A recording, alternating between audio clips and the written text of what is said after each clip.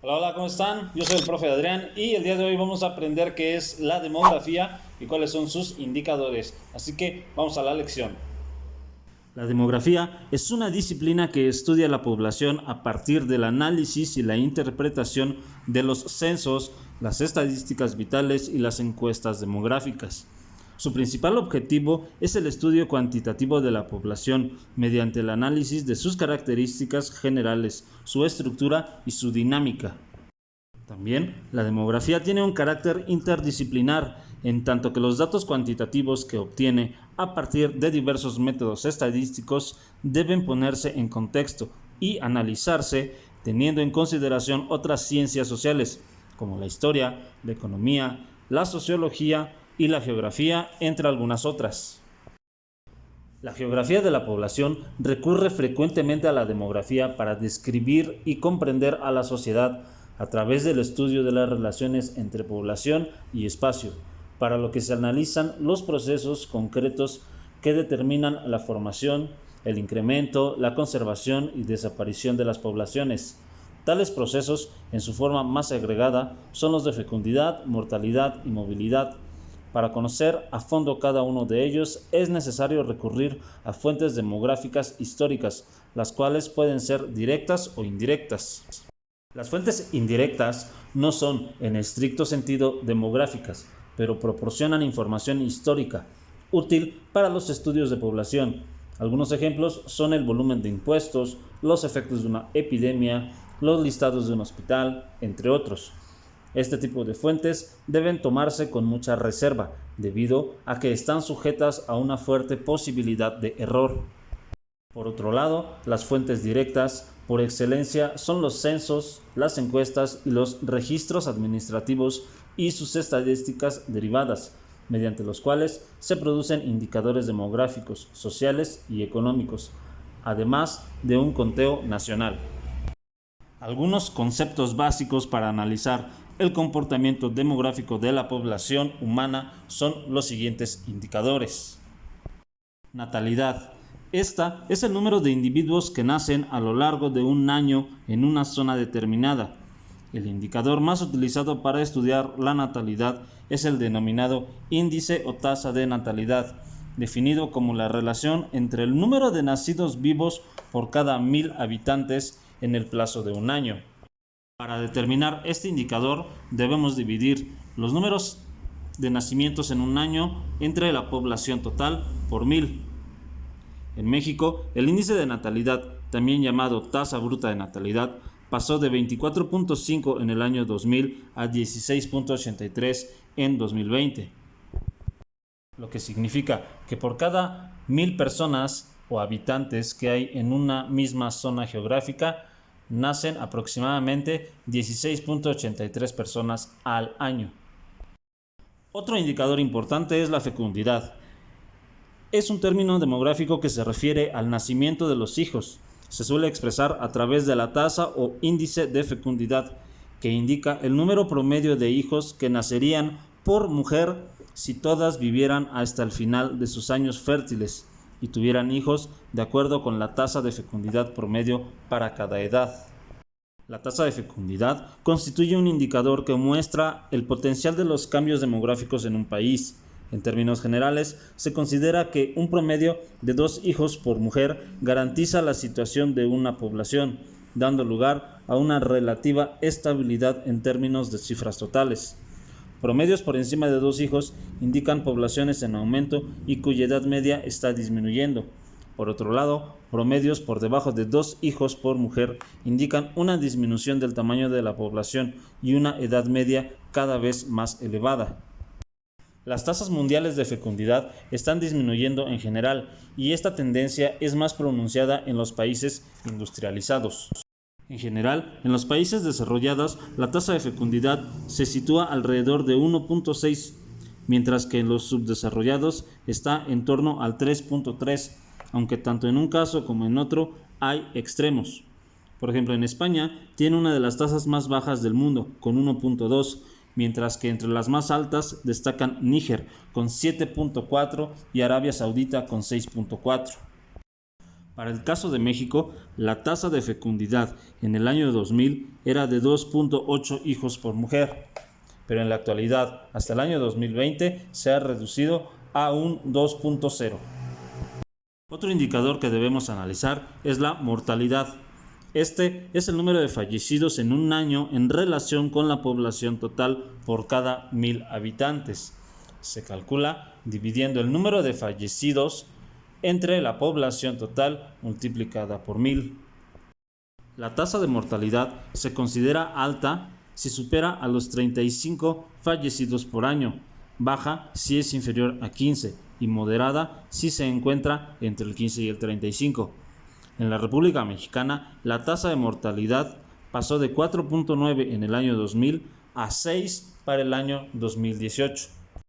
Esto significa que por cada 1000 habitantes que viven en una misma zona geográfica, al año mueren 6 personas. Hace rato mencionaba que si la tasa era inferior a 15, se consideraba una tasa baja en mortalidad. Otro indicador que debemos estudiar es la esperanza de vida. Esta se define como el promedio de años que espera vivir una persona sobre la base de las tasas de mortalidad por edad para un año determinado. Generalmente se diferencia por sexo. En los países desarrollados, la esperanza de vida es de más de 70 años. En los países en vías de desarrollo se ubica entre 60 y 70 años, mientras que en los países subdesarrollados es inferior a 50 años. La esperanza de vida más alta del mundo se registra en Japón, 80 años para los hombres y 87 para las mujeres, y en Francia, 78 años para los hombres y 85 para las mujeres, en tanto que las más bajas se registran en los países africanos, como Sudáfrica, 51 años para los hombres y 74 para las mujeres, o Kenia, 56 para los hombres y 53 para las mujeres. Aunque incluso hay países dentro de este continente que llegan a registrar una esperanza de vida menor a los 40 años. Para el caso de México, la esperanza de vida es de 72 años para los hombres y 77.9 para las mujeres. Ahora bien, la población mundial no se distribuye homogéneamente a lo largo del territorio continental. Aunque el ser humano ha sido capaz de ir poblando regiones que le resultaban inaccesibles, todavía existen muchas condiciones geográficas y climáticas que impiden el desarrollo de comunidades amplias en muchas regiones de la Tierra, como los desiertos o las montañas. Existen varios datos fundamentales para darse una idea general de esta distribución.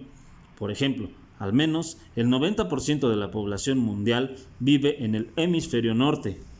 Asia alberga casi el 60% de la población total del mundo. Además, la población no se reparte equitativamente a lo largo de los territorios de las naciones.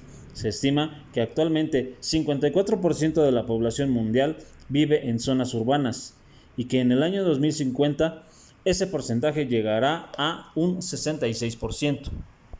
Características socioculturales. En términos generales, se entiende por sociedad a un colectivo que habita en un territorio determinado, que se encuentra sujeto a un sistema común de autoridad y comparte una identidad que lo distingue de otros grupos humanos. Las sociedades se conforman por un sistema de interrelaciones sociales que conectan a los individuos como una cultura común. Pueden ser grandes o pequeñas, simples o complejas, relativamente homogéneas o sumamente diferenciadas. Con el paso del tiempo evolucionan y se transforman, constituyendo la vida social y dando lugar a diversas formas de organización. La cultura es uno de los rasgos más característicos de la sociedad humana. Se conforma por valores, normas y bienes de un determinado grupo, los cuales se expresan como creencias, pensamientos y conductas que se integran a una forma particular de vida. Lenguaje, forma de vestir, alimentación, tradiciones, creencias religiosas y normas matrimoniales son solo algunos de los aspectos más visibles que conforman la cultura.